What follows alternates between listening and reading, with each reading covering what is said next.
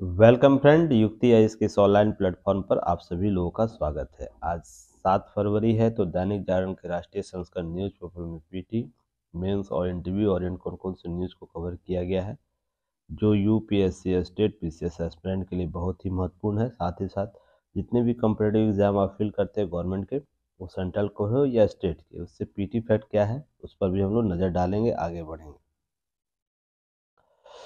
आगे बढ़ने से पहले आप लोग युक्ति आइएस के यूट्यूब चैनल को जरूर शेयर कीजिए, सब्सक्राइब कीजिए और कमेंट सेक्शन में महत्वपूर्ण सुझाव के साथ साथ जो भी पीटी के फैक्ट प्रश्न पूछे जाते हैं उसका उत्तर देने का प्रयास कीजिए ताकि इंटरनेट डेवलपमेंट हो सके।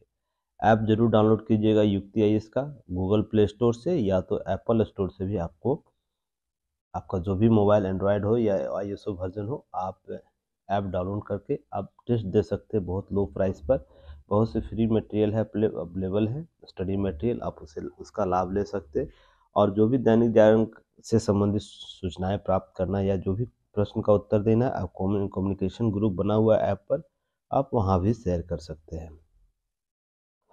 चलिए अब हम लोग आगे बढ़ते हैं। देखिए, कल भूकंप आया तुर्की में, जिसे नया नाम तुर्की दिया गया, आपको पता ही है। तुर्की सीरिया के सीमा पर यह आया है भूकंप, जिसमें लगभग 2400 से अधिक लोगों की मौत हो गई। बहुत ही दुखद है, ये सब प्राकृतिक घटनाएं हो रही है, जिससे हम चीज़ों को अपनी मानवीय कृति और जो प्राकृतिक दबाव है उसके संदर्भ में देखते हैं। यह टॉपिक जो है आपको यूपीएससी के जीएस पेपर 1 में आएगा, आपदा प्रबंधन और भौतिकी भूगोल में जो भी टॉपिक है उससे संबंधित चीज़ों को कवर करेगा। इन सब चीज़ों को हम लोग समझेंगे, आगे बढ़ेंगे। कुदरत की कहर किस प्रकार से होती है, इसको समझने के लिए आप इसकी तीव्रता स्केल को समझ सकते हैं। लोगों की क्षति किस प्रकार से हो रही है उस चीज़ को समझ सकते हैं। इन सब चीज़ों को आगे तो अब देख सकते हैं कैसे इसका जोन रहा है, किस प्रकार से चीज़ों को समाहित करता है। हम कितना भी तरक्की क्यों कर न ले, प्राकृतिक आपदाओं के संदर्भ में हम बौने प्रतीत होते हैं। उसी के संदर्भ में चीज़ें आपको समझनी है, देखनी है और आगे बढ़नी है। देखिए, यहाँ पर जो क्षेत्र था गाज़ियो टॉप, अलेप्पो और अडाना का जो क्षेत्र है वो ज़्यादा प्रभावित क्षेत्र रहा है। हालांकि सीरिया से नज़दीक है, तुर्की के बाउंड्री पर दोनों की सीमाओं पर साझा करता है, ध्यान रखिएगा।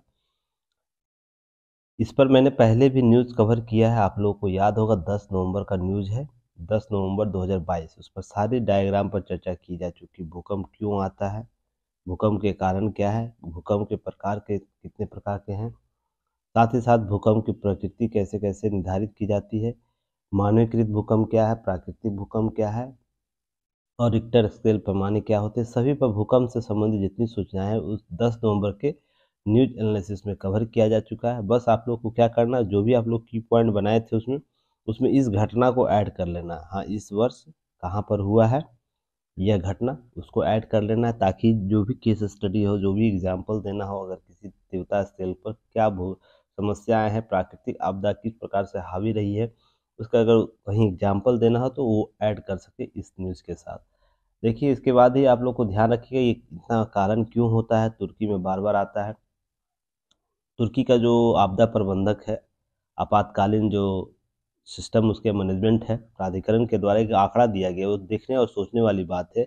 2020 तक है ना, लगभग 2020 में ही यहाँ पर लगभग 33,000 से अधिक भूकंप आ चुके हैं, उनके भूकंप के झटके आ चुके हैं। सोच के देखिएगा इतना भूकंप क्यों आता है। रीज़न इसके पीछे है क्या, प्लेट प्लेट जो होता है, पृथ्वी को जो प्लेट वर्गीकरण किया गया है वो उस वजह से यहाँ पर प्लेट है। ये क्योंकि यह कितने प्लेट पर आपको देख सकते हैं, यहाँ पर 8 करोड़ जनसंख्या वाला जो देश यह है, वो 4 टेक्टोनिक प्लेटों पर बसा हुआ है। तो सोच के देखिए, 4 टेक्टोनिक प्लेट यहाँ पर है, जिसमें सबसे बड़ा हिस्सा जो एनाटोलियन प्लेट है, जो कि 2 प्रमुख प्लेटों, यूरेशियन प्लेट और आपको अफ्रीकी प्लेट के एक छोटी अरेबियन प्लेट के बीच स्थित है। कहने का अर्थ है, देखिए यहाँ पर देखिए, एक आपको यूरेशियन प्लेट है, यूरेशिया का प्लेट है, उसके बाद एक अफ्रीकन प्लेट है, उसके बाद 2 प्लेट यहाँ छोटे-छोटे प्लेट है, जो आपको है ना इस प्लेट के संदर्भ में जो सीरिया का बॉर्डर है, तुर्की का बॉर्डर है, ये प्लेट जब भी दोनों प्रभावित होते हैं यहाँ पर भूकंप का जोन बन जाता है, जिसके वजह से ये चीज़ें स्पष्ट हो जाती है। और आपको पता है प्लेट है सब एक दूसरे के ऊपर स्थित है, तो एक का भी किसी प्रकार का इंच भर भी बदलाव आना उसकी प्राकृतिक आपदाओं का कारक बन जाता है। ये सबसे बड़ा इम्पोर्टेंट पार्ट हो जाता है। और मैंने आप लोगों को बताया भी था प्लेट का वर्गीकरण कैसे किया गया है। 10 नवंबर के वीडियो आप लोग देखिएगा, वहाँ पर चीज़ें स्पष्ट कर दी गई, क्योंकि एक ही न्यूज़ को दोबारा फिर से पुनः स्टार्ट करना कहीं न कहीं चीज़ें दोहराव आ जाएगा, तो हम इन चीज़ों को देखेंगे, आगे बढ़ेंगे। आप 10 नवंबर का न्यूज़ देख लीजिएगा और कोऑपरेट कीजिएगा चीज़ें। देखिए कल न्यायाधीशों की नियुक्ति की गई थी, जिसमें एक विवाद उभर कर सामने आ गया है। कॉलेजियम को लेकर न्यायाधीश की नियुक्ति से जुड़ा विवाद है। यह कर्नाटक हाई कोर्ट में जज की नियुक्ति की बात हो रही थी। उसी में देखिए कल हमें देश के 5 आपको सुप्रीम कोर्ट में न्यायाधीश प्राप्त हुए। ऐसे ही हाई कोर्ट में 13 अतिरिक्त न्यायाधीशों की नियुक्ति की जानी थी। उसी में कुछ प्रक्रियाएं स्पष्ट हो गई, जहां पर एक विवाद आया। वकील एलसी विक्टोरिया का नाम आप लोग याद रखिए, गौरी विक्टोरिया का नाम याद रखिएगा। ये मद्रास हाई कोर्ट जो है वहाँ पर न्यायाधीश नियुक्त करने के लेकर विवाद खड़ा हो गया। वहाँ पर कुछ वकील के समूह है 3 वकीलों का, उन्होंने इनकी योग्यता पर प्रश्न चिन्ह लगा दिया। तो योग्यता क्या है निर्धारित करना है, यह आपको सुप्रीम कोर्ट निर्धारित करेगा। तो इस पर सुनवाई होगी, जब आ जाएगा इसका फैसला तो उस पर हम लोग आकलन करेंगे, क्या फैसले के मतलब समझे जा सकते हैं, क्यों यह विवाद का कारण रहा है। क्योंकि पहले इस पर टीका टिप्पणी करना सही नहीं लगता, उचित नहीं लगता है। तो कल के न्यूज़ 3 दिन के बाद ये न्यूज़ अपडेट हो जाएगा, तो हम इसके विभिन्न पहलुओं पर बात करेंगे। क्योंकि अभी स्पष्ट कहा गया है कि ऐसी स्थिति क्यों उभर रही है, क्यों बार-बार इस प्रकार के विवाद उत्पन्न हुए। जब सुप्रीम कोर्ट इस पर अपनी विशेष टिप्पणी देगा, तो ही इस पर हम लोग विशेष चर्चा करेंगे। हालाँकि उससे पहले याद रखिएगा 1992 में एक ऐसी घटना हो चुकी है, जहाँ पर क्या हुआ है, जहाँ पर ऐसी घटनाएँ हुई जहाँ पर नियुक्ति की प्रक्रिया प्रारंभ हो गई थी कॉलेजियम के तहत, और उसके बाद एक न्यायाधीश के नियुक्ति के आदेश जारी हो गया। उसके बाद पुनः सुप्रीम कोर्ट ने शपथ ग्रहण से रोक लगा दिए, बाद में नियुक्ति के आदेश रद्द कर दिए गए थे। तो ये प्रक्रिया हमेशा रहती है, ऐसा नहीं कि ये घटनाएँ पहली बार हो रही है कि आपको कॉलेजियम ने क्या किया कि नियुक्ति की प्रक्रिया अनुशंसा कर दिया, उसकी सभी प्रक्रियाएँ हो गई, बस शपथ लेने से पूर्व क्या हुआ कि उस पर रोक लगा दिया। ऐसा नहीं है, इससे पहले एक बार हो चुका है। तो अर्थात इसके सभी पक्ष जो भी पक्ष होंगे उसको सुनेगा सुप्रीम कोर्ट, उसके बाद चीज़ों को समझेगा, उसके बाद जो भी निर्णय लेगा उस पर हम लोग चर्चा करेंगे, ठीक है। कल देखिए, कल मैंने इस पर न्यूज़ भी आप लोगों को कवर किया था, इंडिया एनर्जी वीक चल रहा है। तो क्वेश्चन बताइएगा कब से कब तक चलेगा यह, इसका थीम क्या है, तो आप लोग बताइएगा। इसी अवसर पर 3 योजनाओं का शुभारंभ किया गया, तो इनको याद रखना है। इंडियन ऑयल कॉर्पोरेशन की तरफ से क्या सौर ऊर्जा चूल्हे की वाणिज्यिक बिक्री 2-3 वर्षों के लिए 3 करोड़ घरों तक पहुंचाने का लक्ष्य रखा गया है, इसे याद रखना है। दूसरा है 11 राज्यों में 20% एथेनॉल मिश्रित पेट्रोलों की बिक्री के लिए प्रायोगिक योजना, वर्ष 2025 तक देश भर में शुरू होगी बिक्री, यह टारगेट फिक्स किया गया है। साथ ही तीसरी योजना के लिए भी इंडियन ऑयल कॉर्पोरेशन की कंपनी प्लास्टिक की बोतलों में कपड़े बनाने की योजना शुरू कर रहा है। तो ये सब चीज़ें आपको याद रखनी, अपडेट करते रहना अपने आप को, क्योंकि कहीं नवाचार होगा प्रश्न आपको पूछा जाएगा। अब इन सब चीज़ों को आगे बढ़ते हुए हम लोग देखेंगे।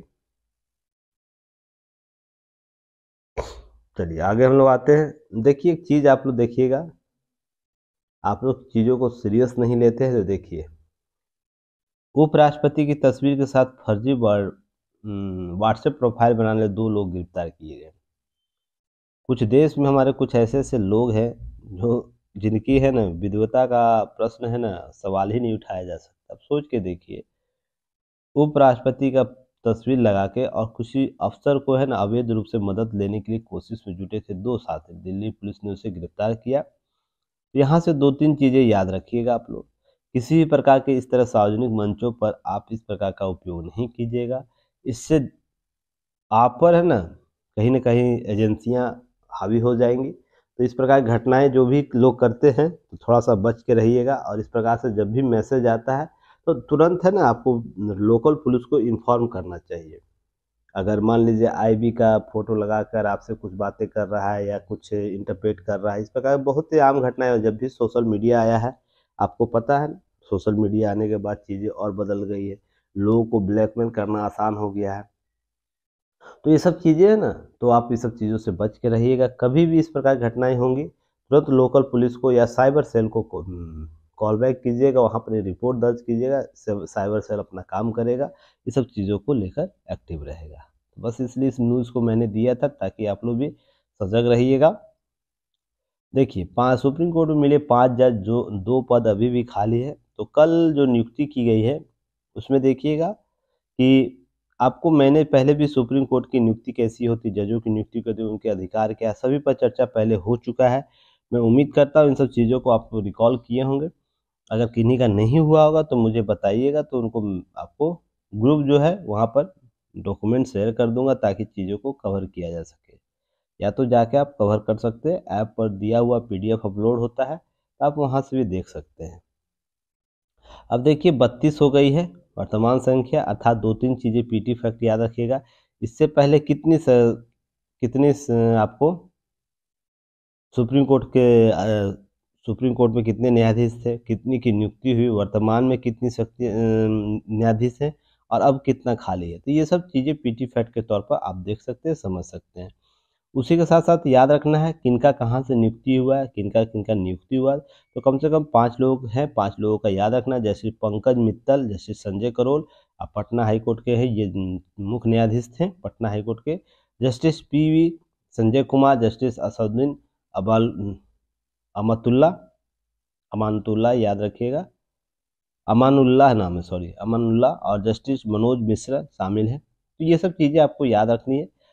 सुप्रीम कोर्ट के कॉलेजियम ने 13 दिसंबर 2022 तक सुप्रीम कोर्टों की जजों की रूप में पदोन्नति की सिफारिश की थी। इसी में देखिए याद रखिएगा 2-3 चीज़ें। पटना हाई कोर्ट के मुख्य न्यायाधीश जस्टिस करोल हैं। उसके बाद फिर पटना जस्टिस अमानुल्लाह जो है पटना ही हाई कोर्ट के न्यायाधीश रहे। तो 2 व्यक्तियों को पटना हाई कोर्ट से हुआ है नियुक्ति सुप्रीम कोर्ट के जज के तौर पर। याद रखिएगा, इसी तरीके से चीज़ों को याद रखना है। इलाहाबाद यूपी वाले स्टूडेंट जो होंगे अपने अपने स्टेट का ऐड कर लीजिए ताकि चीज़ें याद रख सकें, ठीक है। अब आरएस वाले हैं तो आरएस चीज़ों को समझिएगा, कवर कीजिएगा। और इससे संबंधित जो भी चीज़ें मैं पहले भी चर्चा कर चुका हूँ, इन सब चीज़ों को याद रखना है। इससे पहले याद रखना है, इससे पहले जो 5 से अधिक संख्या से अधिक एक बार और हो चुकी है नियुक्ति। 26 अगस्त 2021 को क्या हुआ, 9 न्यायाधीशों की नियुक्ति की गई थी। ध्यान रखिएगा, ये सब डेट आपको पूछा जा सकता है, चीज़ें कवर की जा सकती है। चलिए आगे हम लोग बात करेंगे।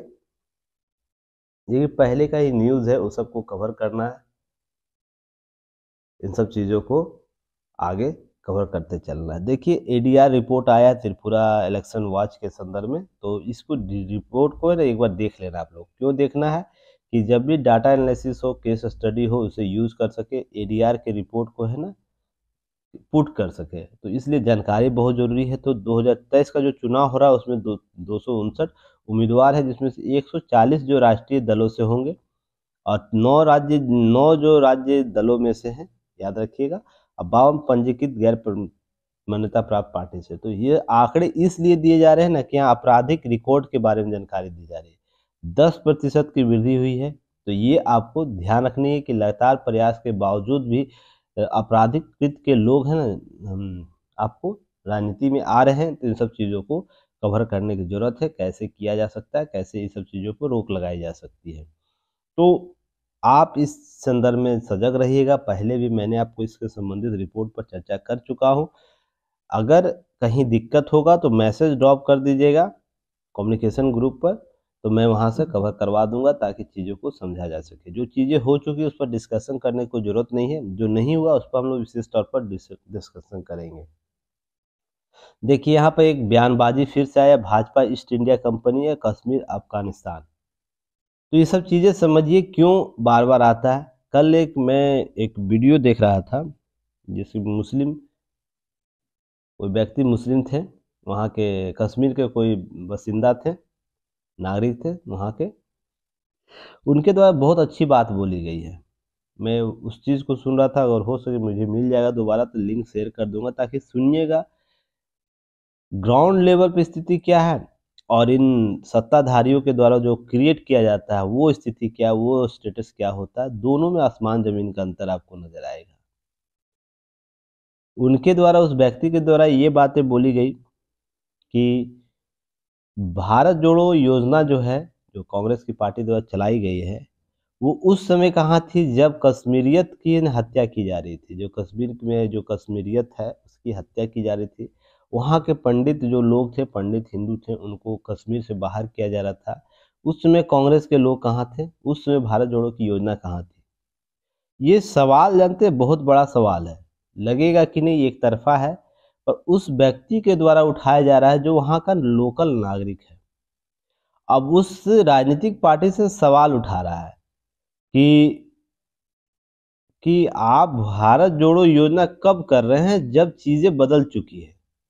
आपको उस समय भारत जोड़ो योजना करना था जब समस्याएं विकट थी और समस्या का जड़ वहां पर समस्या पनप रही थी, और उसके लिए जस्टिफाई किसी प्रकार से किया नहीं जा सकता। तो उसके सवाल अगर आपको, मैं वीडियो मिल जाएगा मुझे तो मैं शेयर कर दूं, ताकि आप सुनिएगा, देखिए, ग्राउंड लेवल की स्थिति समझिएगा।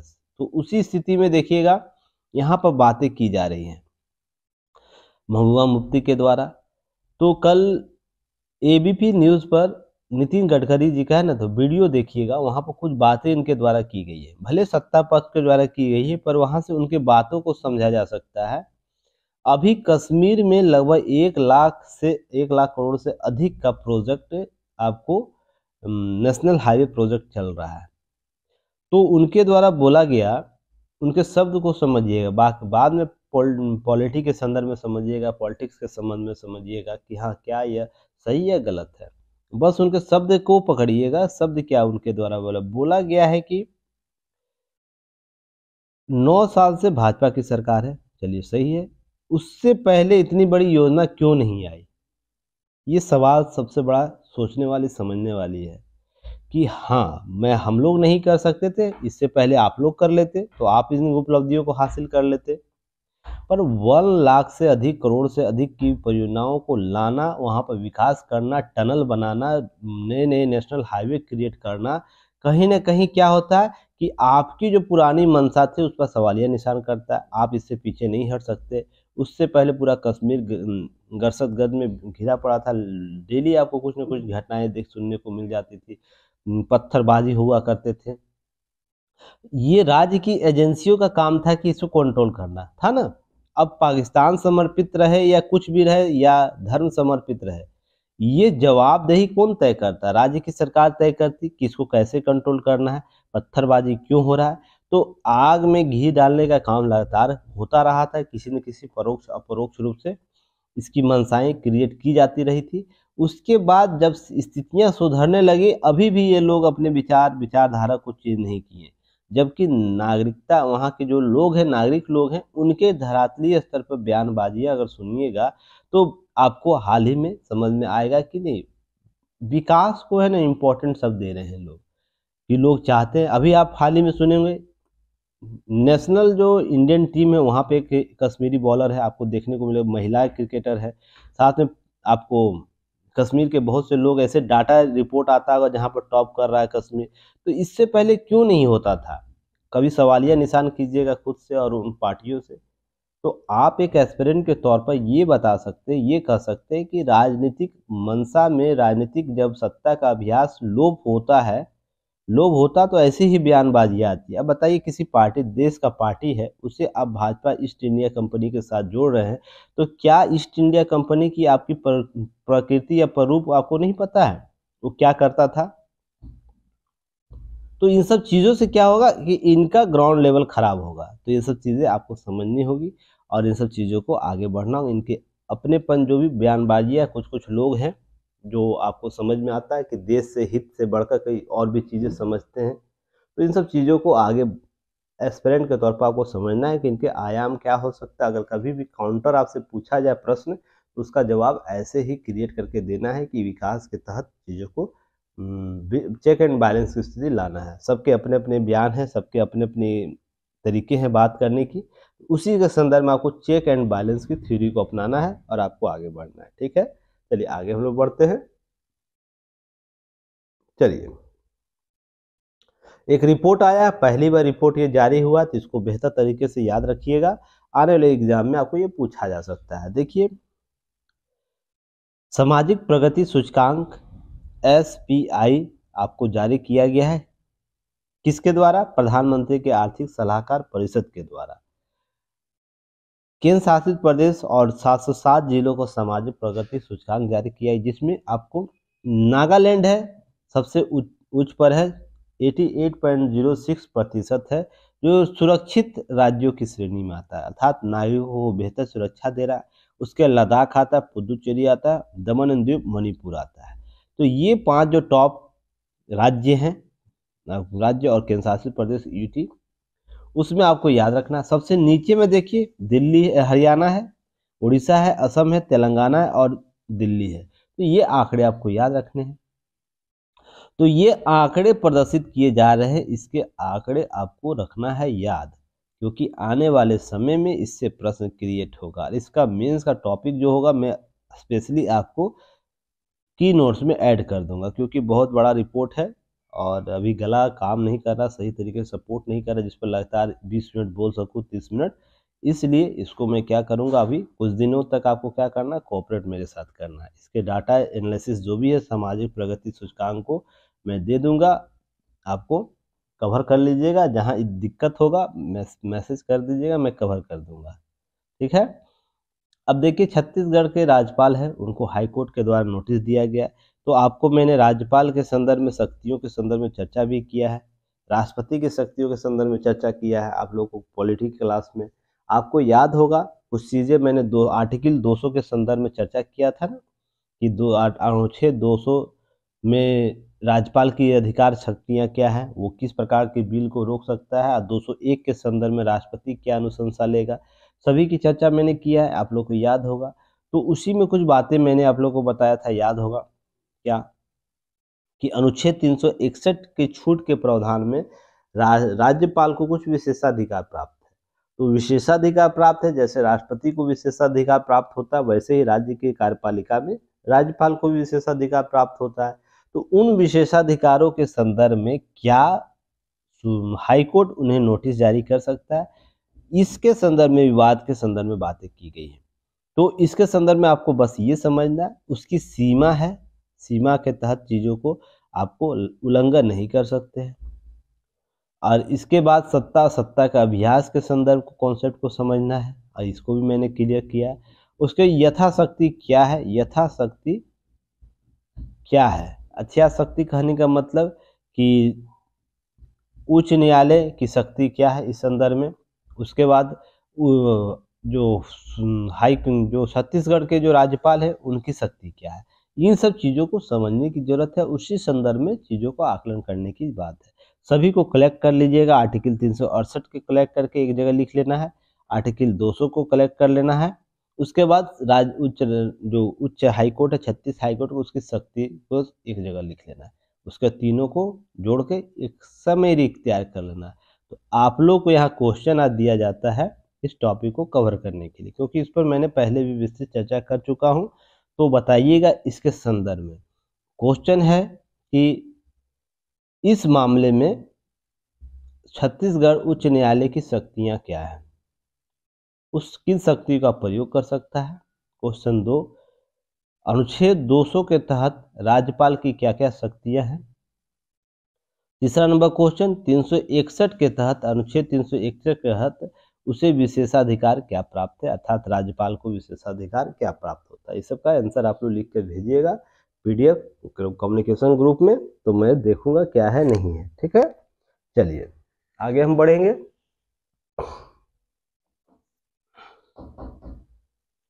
देखिए अब नियंत्रक जो महालेखा परीक्षक है भारत के सीजीए गिरीश चंद्र मुर्मू, उनके द्वारा कुछ बातें की गई है। जल्द ही ऑडिटिंग का रफ्तार होगा, जिसमें डिजिटल ऑडिट की प्रक्रिया आरंभ होगी।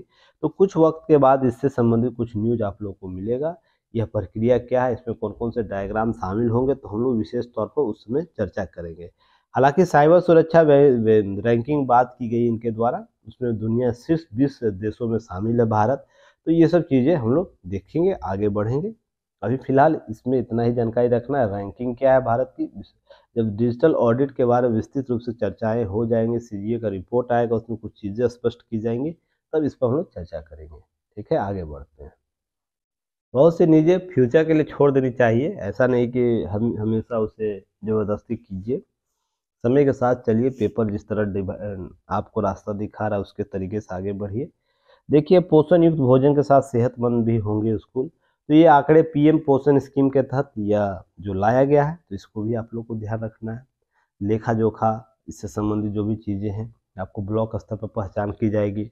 ये सब केस स्टडी के तौर पर याद रखना आप लोग को, कि कभी भी बालिकाओं के बच्चों के सर्वांगीण विकास की बात करें या शिक्षा की बात की जाएगी, तो इसमें ये सब चीज़ें आपको ऐड कर देना है कि सरकार की प्रगति क्या है, सरकार किस रूप से काम कर रहा है, सरकार किस दिशा में काम करना चाहता है। तो ये सब डाटा दे के ही आप समझा सकते हैं, तो इसे याद रखना है और कुछ नहीं।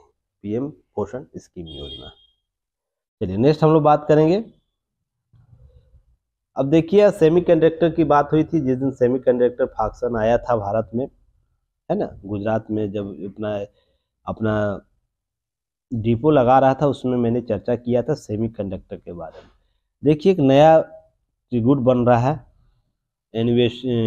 Initiative on critical and emerging technology. कार्यरूप पहली बातचीत सरसरी तौर पर महज तकनीकों में लगी हुई है, बात चल रही है। लाल फीता सही दरकिनार करना, प्रक्रियाओं को जल्द पूरा करना, विकास की गाड़ी सरपट दौड़ने के संकेत दिए गए हैं।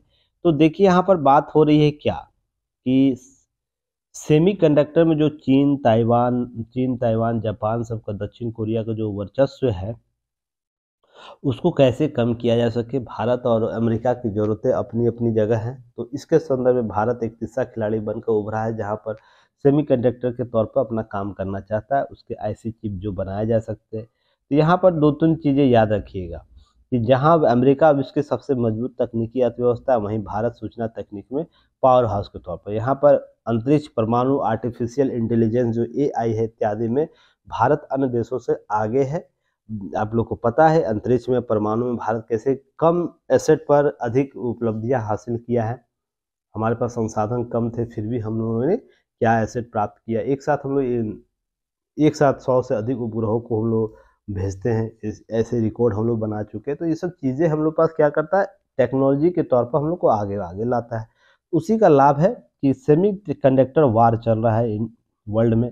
2021 से ये प्रक्रिया प्रारंभ, जहाँ पर सभी लोग सेमी कंडक्टर पर क्या कर रहे हैं, अपनी निर्भरता को कायम कर रहे हैं, और होना भी चाहिए। तो किसी खास देश पर अगर इसका वर्चस्व रहेगा, तो कहीं न कहीं स्थितियाँ बिगड़ेगी। इसलिए भारत जो सबसे बड़ा उपभोक्ता के तौर पर है, उसे भी अपने इस क्षेत्र में काम करने की ज़रूरत है। तो इसी में देखिए क्या होगा, इंडिया सेमीकंडक्टर मिशन की शुरुआत की गई थी, जहाँ पर क्या है, हमारे यहाँ उसको डेवलप करना, उसका मैन्युफैक्चरिंग करना है। गुजरात में फॉक्सन में आप लोगों को याद होगा, फॉक्सन कंपनी आई थी। उसी के संदर्भ में देखिए यहाँ पर क्या है, भारत और यूएस सेमीकंडक्टर इंडस्ट्री एसोसिएशन द्वारा भारत में इलेक्ट्रॉनिक सेमीकंडक्टर एसोसिएशन की साझेदारी एक टास्क फोर्स का गठन किया गया, अर्थात अमेरिका भारत के सेमीकंडक्टर एसोसिएशन द्वारा एक टास्क फोर्स गठित किया गया, जिसमें क्या करना है, सेमीकंडक्टर वार या चिप युद्ध अब भू राजनीतिक संघर्ष का बड़ा युद्ध है उसमें, जिसमें अमेरिका और चीन के बीच प्रतिस्पर्धा बढ़ रहा है। तो उसमें क्या करना है, एक ने अपनी पहुंच को स्थापित करना है, और वहां पर क्या करना है, इलेक्ट्रॉनिक और सैन्य उपकरण का एक अभिन्न अंग के रूप में जो उपयोग होता है, उसको कहीं ना कहीं कंट्रोल करना है। इसके क्या क्या लाभ हो सकते हैं, क्या क्या विकल्प ढूंढा जाता है, इन पर परिचर्चा करना है। और सेमीकंडक्टर उत्पाद क्या है, ताइवान, चीन, दक्षिण कोरिया, जापान जैसे विश्व बड़े सेमीकंडक्टर उत्पादक है। इन्हें वैश्विक बाजार पर 90% अधिक हिस्सेदारी है। अब इसके लिए ताइवान पर निर्भर रहता है अमेरिका। तो ये क्यों इतना इम्पोर्टेंट, जितना भी इलेक्ट्रॉनिक आइटम देखते हैं वहाँ पर चिप लगता है ना, चिप, तो उसी को चिप को सेमीकंडक्टर के तौर पर देखा जाता है। अगर ये नहीं डेवलप रहेगा तो चिप क्रिएट नहीं होगा। आपको पता है, एप्पल जो सबसे बड़ी महंगी कंपनी मानी जाती है मोबाइल की, उसका इंटरनल पार्ट चीन में बनता है, क्योंकि वहाँ पर सस्ता सेमीकंडक्टर चीज़ें यूज़ की जाती है। तो ये सब चीज़ों को याद रखना इसके एक पार्ट के तौर पर। तो भारत हाइपरसोनिक तकनीक में बहुत आगे बढ़ चुका है, इसी के बारे में चर्चा की गई है। तो इसके संदर्भ में 13 गुना तेज़ी से ये बाजार बढ़ रहा है। तो ये सब चीज़ें आपको ध्यान रखना है। मेक इन इंडिया के जरिए प्रयास किया जा रहा है, तमाम प्रयास किए जा रहे हैं कि भारत में इस प्रकार के आपको ऐसी मशीन लर्निंग शामिल किया जा सके, ऑपरेटिंग कम्युनिकेशन सॉफ्टवेयर सेंटर ये सब डेवलप किए जाए ताकि क्या हो, एडवांस मैन्युफैक्चरिंग को डेवलप किया जा सके, क्रिएट किया जा सके और लाभ इसका लिया जा सके, है ना। तो ये सब चीज़ें पहले भी चर्चा किया हूँ मैं। याद रखना है वैश्विक स्तर पर जो है सेमीकंडक्टर का बाजार 500 अरब डॉलर से भी अधिक का है। तो इसमें चीन इस बाजार पर अधिकांश हिस्से पर अपना नियंत्रण स्थापित किए हुए, तो इसी में आपको दो प्रमुख खिलाड़ी जो है अमेरिका और चीन, उसी के बीच भारत अपने एक प्रमुख खिलाड़ी के रूप में उभरना चाहता है। भारत भी मन बनाया हुए है और ध्यान रखिएगा दोनों भारत अमेरिका जो एसोसिएशन है वो मिलकर काम करना चाहता है। और एक चीज़ और याद रखिएगा, गुजरात में जो आत्मनिर्भरता के क्षेत्र में जो फॉक्स फॉक्सकॉन और वेदांता जो मिलकर जो सबसे बड़ा प्रोजेक्ट लाया था, तो उसके लिए चीज़ें आपको याद रखनी, सेमीकंडक्टर ये कहीं न कहीं विकसित होगा और हमें लाभ देगा। आने वाले समय में जो आत्मनिर्भरता दूसरों देशों पर है वो धीरे-धीरे समाप्त होगी और इन सब चीज़ों को मजबूत करेगा, भारत इसका लाभ लेगा और विदेशी धन अर्जित करेगा। ये सब चीज़ें आपको ध्यान रखनी है। चलिए नेक्स्ट हम लोग देखते हैं। देखिए तुर्की सीरिया में आपदा के राहत में भेजेगा भारत। तो विश्व में पिछले दो दशक में कितने बड़े भूकंप आए हैं इसको थोड़ा सा एक लिस्ट दिया है। तो क्या करना है, लिस्ट को एक बार देख लेना है आप लोगों को। क्या देखना है कि कौन सबसे बड़ा लिस्ट था, ठीक ना, क्योंकि एग्जाम में कभी प्रश्न पूछ दे भूकंप तो उसके भूकंप के जो प्रकोप है उस कहाँ सबसे विकृत रूप से थे उसे आप एग्जाम्पल के तौर पर यूज कर सके। एक नज़र से जो सबसे बड़ा होगा उसको क्या करना है, पुट कर लेना अपने से, सभी को नहीं लिखना है, कुछ को जरूर लिख लेना है ताकि आप उसे यूज़ कर सके एग्जाम्पल के तौर पर। चलिए नेक्स्ट हम लोग बात करेंगे। कल ही आप लोगों को टिक करके मैंने भेजा था जो गुब्बारा चीन अमेरिकी सीमा में घूम रहा है, चीन का 60,000 फीट के आसपास, उसे गिराया गया। तो उससे संबंधित क्या अंतर्राष्ट्रीय कानून है उसकी बात चर्चा, इसलिए मैं कल इस पर चर्चा नहीं किया। जान रहा था मैं कि दैनिक जागरण है पेपर, वो एक्सप्लेनेशन जरूर कर देगा, इसलिए कुछ मेहनत मैं भी नहीं करता, मुझे पता है कि वो किस प्रकार से लाभ हमें देगा, इसलिए मैं दैनिक जागरण को ज़्यादा रेफर करता हूँ। आप लोग को लगता हो कि दैनिक जागरण क्या इससे एग्जाम निकाले जा सकते हैं, अगर इसको एक ईयर तक बेहतर तरीके से पढ़ा जाए, इसका यूटिलाइजेशन किया जाए तो बहुत चीज़ें इससे लाभ लिया जा सकता है। अब देखिए कल मैं इस पर सर्च करता, बहुत सी चीज़ें कवर करता, आज देखिए उसके बारे में विस्तृत चर्चा खुद करके दिया है। तो वही काम करेगा, आसान बना देगा। अगर एक एस्पिरेंट के तौर पर आप इसे देखिएगा तो आपको भी ढूंढना पड़ता, तो आपको बना बनाया चीज़ें आपको मिल गई। अब अंतर्राष्ट्रीय कानून क्या है गुब्बारा से संबंधित, इसका करंट आप लोगों को देखने को मिल गया, किस देश के संदर्भ विवाद है। अब इसका स्टेटिक्स पार्ट आप लोग आज पढ़ लीजिए, और जो स्टूडेंट इसको लिख लेगा दोनों को एक जगह तो उसका एक टॉपिक कवर हो गया। इसी से कुछ चीज़ों को ध्यान रखना है, चीज़ों को कवर करना है। हवा पानी में किसका अधिकार है ये आपको शुरू से ही पता होगा कि यह विवाद का कारण रहा है कि कानून स्पष्ट नहीं है किस पर हवा का रहेगा। पर देश में अपनी भूमि के क्षेत्र की बात की जाए, मान लीजिए भारत की भूमि है तो 12 नॉटिकल मील अर्थात 22 किलोमीटर, इसकी सीमा का 22 किलोमीटर नॉटिकल में बांटिए या किलोमीटर में बांट दीजिए, जो भी है भूमि से, यह क्या है, इसका भूमि क्षेत्र है ना। एक क्वेश्चन मैं आप लोग से पूछ रहा हूँ, आज बताइएगा, जब भी भारत का मैप दिखाया जाता है तो श्रीलंका का मैप जरूर दिखाया जाता है, पर अन्य राष्ट्रों का मैप दिखाया जाए, मान लीजिए हम चाइना का दिखाना चाहते हैं तो केवल चाइना का भूमि हम दिखाते हैं, है ना। अमेरिका का भूमि दिखाना चाहते तो केवल अमेरिकी देश का भूमि दिखाना चाहते, उसके अन्य देशों का अन्य देश जो सटे हुए हैं वो नहीं दिखेगा।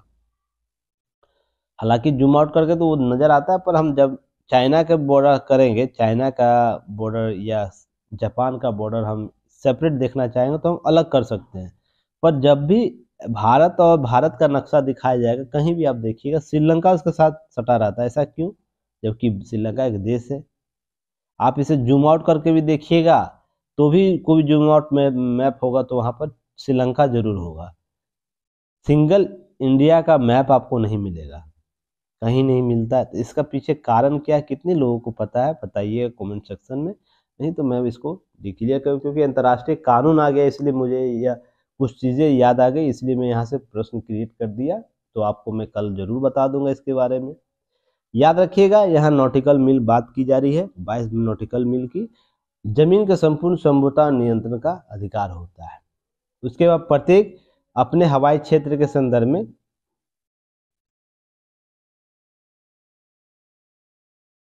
तो आपको याद ये रखना है कि संप्रभुता की बात, नियंत्रण की बात की जाती है तो 12 नॉटिकल याद रखना है। क्या है? मील आपको भारतीय सीमा के साथ या किसी भी देश की सीमा के साथ आपको साझा होता है, उसको हम देख सकते हैं। हवाई क्षेत्र में सीमा स्पष्ट नहीं है। फिर वाणिज्यिक तौर पर हम देखते हैं या तो सैन्य विमान के चले 45,000 फीट को हम लोग आंकते हैं कि यह इसके तहत सारी चीज़ें आपको कवर होती है। ये वाणिज्यिक कोई उड़ान है तो 45,000 के अंतर्गत ही होता है। लगभग 13 किलोमीटर के उस पर भूमि के क्षेत्र से लेकर 13 किलोमीटर 13.5 किलोमीटर तक कोई भी वायुयान जाता है या सैन्य उपकरण उपयोग किया जा सकता है। तो ये सीमा निर्धारित हो जाता है, पर ये इसके लिए कोई अंतर्राष्ट्रीय कानून है नहीं, ध्यान रखिएगा। हालांकि सुपरसोनिक कनाड जो जेट होता है लगभग 60,000 फीट 18 किलोमीटर अधिक पर संचालित होते हैं। साथ ही बात यह जो है सुपरसोनिक कनकॉर्ड जो जेट विमान होता है वो 60,000 तक जा सकता है। इसी 60,000 की दूरी पर क्या हो रहा है, यह आपको जो चीन के द्वारा छोड़ा गया था गुब्बारा वो था। तो ये सब चीज़ें देखिएगा, कुछ विवाद की स्थितियाँ उत्पन्न कर दी, अस्पष्ट रहती है कि हाँ किस प्रकार से चीज़ों को कवर करना है। तो यहाँ पर कानून अस्पष्टता है। हवा में कानून अस्पष्ट है तो स्थितियाँ इसी तरह से कहीं न कहीं संसत रहेगी। याद रखिएगा शिकागो सम्मेलन में तय किया गया था कि अंतर्राष्ट्रीय नागरिक उड्डयन 1944 में शिकागो अंतर्राष्ट्रीय सम्मेलन था जहाँ कानूनी ढांचे के रूप में उसने अपने आप को विकसित किया था अमेरिका, और बोला था किसी भी देश के हवाई क्षेत्र प्रवेश करने की अनुमति देते हैं और अंतर्राष्ट्रीय कानून 60,000 फीट की ऊंचाई तक व्याख्या नहीं की गई जिस पर उपग्रह संचालित होते हैं। ऐसे परंपरागत रूप से अंतर्राष्ट्रीय कानून के दायरे में आने में के रूप में देखा जाता है। यहाँ ध्यान रखने की बात यह है कि शीत युद्ध के दौरान आपको अमेरिका ने अपना एयर डिफेंस आर्टिफिशिएशन जोन क्रिएट किया था, जहां पर उसने यह तय किया गया था कि उसके हवाई क्षेत्र में सभी विमानों को अपना पहचान पत्र बताने की आवश्यकता होगी, और ऐसा होना भी चाहिए। नहीं तो पता चलेगा कि कोई किसी का विमान, किसी का गुब्बारा किसी देश पर आकर निगरानी कर रहा है और वो अंतर्राष्ट्रीय कानून के संदर्भ में मेरे भूमि पर, मान लीजिए इतनी भूमि पर तुम्हारा कहीं भी है, ऊपर नभ में कहीं भी हो, तुम कोई भी देश हो, उसका एक सीमा निर्धारित कीजिए कि वो ऐसा कार्य गतिविधि नहीं कर सकता, ताकि उसको अंतर्राष्ट्रीय कानून के रूप में बाधा किया। नहीं तो संप्रभुता का सवाल हो जाएगा ना, यहाँ संप्रभुता का सवाल हो जाएगा तो फिर अंतर्राष्ट्रीय सीमा और का मतलब रह क्या जाएगा। तो ये सब चीज़ों को ध्यान देने की जरूरत है। और ऐसा नहीं कि ये पहली बार घटना हुआ है, ये 18वीं से लेकर है ना 19वीं शताब्दी में जितने भी युद्ध होते थे उसमें गुब्बारे का उपयोग किया जाता था एक युद्ध यंत्र के रूप में। गर्म जो गुब्बारे होते उसको ऊंचाई तक ले जाया जाता था, वहां से फिर आपको छोड़ा जाता था, जो भी हथियार होते थे उसको छोड़ा जाता था, और ये सब चीज़ें एक हथियार के तौर पर भी उपयोग किया जाता। इसलिए सरकार की चिंताएं वाजिब है, ऐसा नहीं कि केवल इसी तरीके से देखा जाए। तो इन सब चीज़ों को आपको देखना है कि हाँ चीन इसका उपयोग किस तरीके से कर सकता है। चलिए आज का न्यूज एनालिसिस में एक न्यूज बस है, आपको कवर हो जाएगा। एक नीचे देख लेते हैं। देखिए तीसरा ग्रेमी अवार्ड जीता गया पीटी फैक्ट के तौर पर, इसे याद रखना है। जो रिकी रिकेज हैं उनके द्वारा जीता गया डिवाइन टाइडस के द्वारा। तो ध्यान रखिए उनके लेख में आपको जो बेस्ट इम्परेटिव आइडिया एल्बम के श्रेणी में उनका एल्बम जीता है, तो इसे याद रखना है। भारतवंशी हैं ये रिकी पेज, तो इसे पीटी फैक्ट के तौर पर याद रखना है। चलिए फिर हम लोग कल मिलते हैं नए न्यूज एनालिसिस के साथ। हालांकि कुछ दिन मेरी तबीयत ठीक नहीं है, फिर भी मैं कोशिश कर रहा हूँ चीज़ें कवर करने की, और जो भी पॉइंट मेंस वाला जैसे इसका भूकंप का है ना, मैं आपको की पॉइंट दे दूंगा, आप उसे वहाँ से कवर कर लीजिएगा। ठीक है, उम्मीद करता हूँ आप लोग कोऑपरेट कीजिएगा। धन्यवाद, जय हिंद।